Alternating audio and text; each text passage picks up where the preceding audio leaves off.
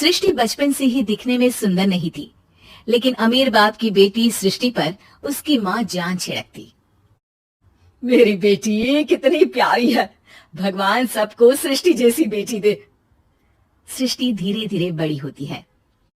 एक दिन सृष्टि की सहेली कहती है, तू दिखने में कितनी अजीब सी है, लेकिन मैं जानती हूँ हम सब में सबसे अच्छी शादी तो तेरी ही होगी। तेरे पापा अमीर जो है।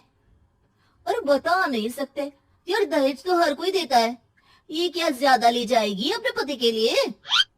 अरे बड़े शहर में कोठी है इसके पापा की। अरे पापा की है ना, कौन सी इसकी है? इसकी होती तब तो कोई भी लड़का इससे शादी कर लेता। अरे पापा की मतलब पापा की है तो मेरी ही है ना?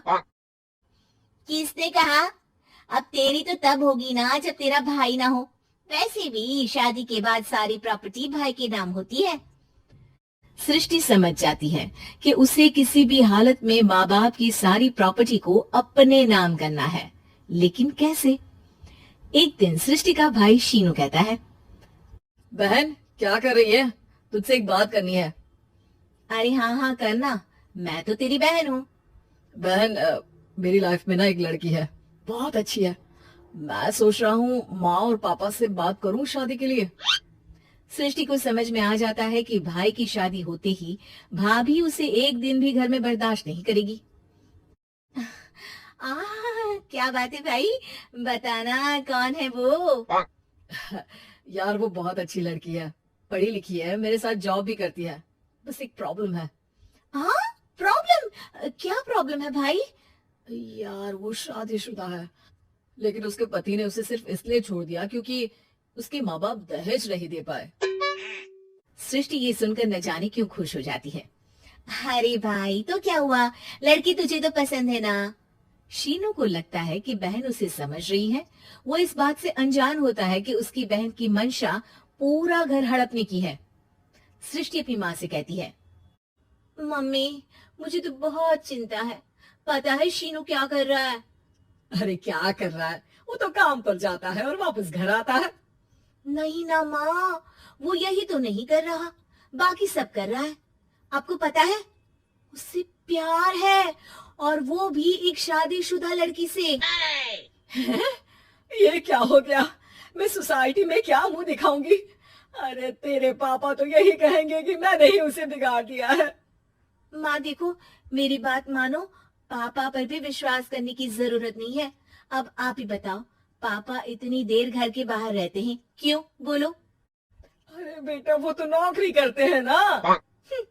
तू बहुत भोली है माँ, पापा का ऑफिस तो 7 बजे खत्म हो जाता है, लेकिन देखो कितनी देर से आते हैं।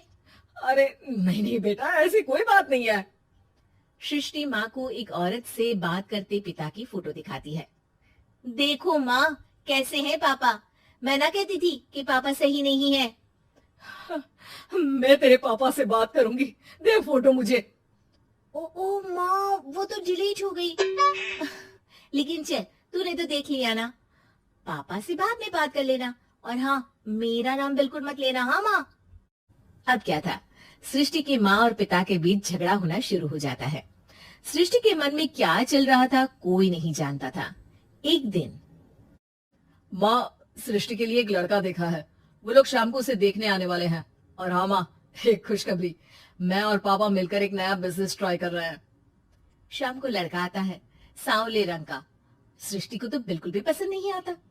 लड़की की माँ कहती है, लड़की का चेहरा तो कोई खास नहीं, लेकिन अगर मेरे बेटे को आप लोग सेटल कर दे तो मैं उसकी शादी आपकी बेटी से करवा दूं। सृष्टि को लड़का बिल्कुल पसंद नहीं था। उसे भाई पर गुस्सा आ जाता है।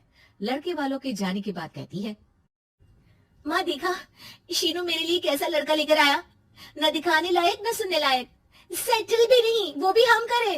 अरे माँ मैं जानती हूँ ये मेरी शादी किसी भी घर में क्यों करवाना चाहता है। अरे कैसी बात कर रही है बहन, तूने तो देखा ना, लड़के को मैंने ही मना कर दिया तुझसे शादी के लिए। जिसने लड़का बताया था उसने उसकी बहुत तारीफ की थी। बात आई गई हो जाती है, लेकिन सृष्टि का मन शांत नहीं होता। क्या करूं कुछ समझ में नहीं आ रहा। मेरी शादी हो गई तो ये लोग पूरी प्रॉपर्टी शीनू के नाम कर देंगे, मेरे हाथ तो कुछ लगेगा ही नहीं। तभी सृष्टि को आइडिया आता है। वो किसी वकील को फोन करती है। जी देखिए, अगर आपके मम्मी पापा का तलाक हो जाता है तो आपके पिता की आधी प्रॉपर्टी आपकी माँ के नाम हो जाएगी, फिर उसे वो किसी को भी दे सकती है। सृष्टि अब माँ को बेटे के खिलाफ भरती है। माँ, शीनू पर नजर रखा करो, वो जिस लड़की के प्यार में है ना वो शादीशुदा है। यहाँ आएगी, सारा पैसा रुपया जमीन जायदाद सब भड़प लेगी। पापा का भी हाल तुमसे छुपा नहीं है। ऐसा ना हो कि मैं और आप एक दिन सड़क पर भीख मांगे। हे भगवान, मैं तो जीते जी मर जाऊंगी अगर ऐसा हो गया तो। ऐसा हो गया नहीं माँ, ऐसा ही होगा। अभी समय है, आगे का सोच लो। मैं तो कहती हूँ पापा से आधी प्रॉपर्टी लेकर अलग हो जाओ। पापा की आधी प्रॉपर्टी भी हम लोगों को अगर मिल जाती है ना तो अगले 7 जन्म सफल समझो। बेचारी माँ बेटी के कहने पर पति से तलाक लेकर अलग हो जाती है।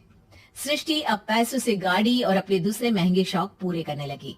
उसके दोस्त भी उसके पैसे इस्तेमाल करते। सृष्टि, कल तुम कहाँ थी? मैं सारा दिन घर पर अकेली थी।